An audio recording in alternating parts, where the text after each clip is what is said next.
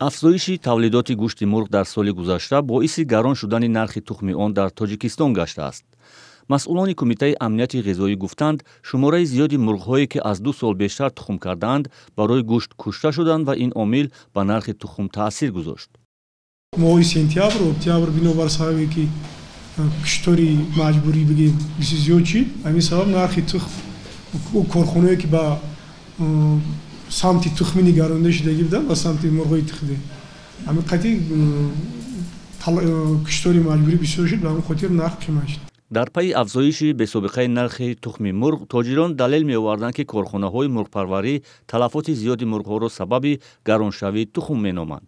ولی مسئولان کمیته بخطری عضوخواری چنین ادعا را به اساس خوانده تاکید کردند تلفات میان چوجه‌های تا 7 روزه ثبت شده است، آن هم در سردی‌های هفته‌های اخیر. زیاده از 1,815,000 پرنده در تلف همچون معلوماتی اومده نشان داده شده است که سنجش‌های ما معلوم گردید که در اکثر همین کارخانه‌های پرنده پروری مخصوصاً در ناحیه اشت و بوجان و فروغ این اصلا در بین چوجه‌های یک شبانه روزه و همچنین در بین چوجه‌ها بقای گرفته شده است که اکثر این حالت نگهداری ویران نمودن در حالت نگهداری را ویران نمودن همین تلفات بقای گرفته شده که در بین مرغ‌های تخمده و گوشتی یگان حالت تلفات بقای گرفته شده نیست. دیگر سبب بالا رفتن ارزش تخم مرغ را نمایندگان این کمیته به گران شدن نرخ خوراک پرنده ربط دادند. فعلا یک دانه تخم مرغ تا 1 سومانی و 70 درم بالا رفته است. قبلا یک دانه تخم مرغ در بازارهای تاجیکستان از 80 تا 1 سومانی و 10 درم ارزش داشت.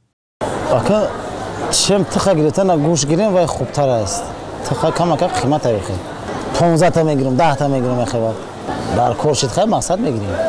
سال گذشته در تاجیکستان بیشتر از 1 میلیارد دانه تخم استحصال شده است. با اطلاع رسمی در سال گذشته همچنین بیشتر از 16 میلیون دانه تخم به افغانستان و نزدیک 3 میلیون دانه تخم اینکوباسیونی به ازبکستان صادر کرده است.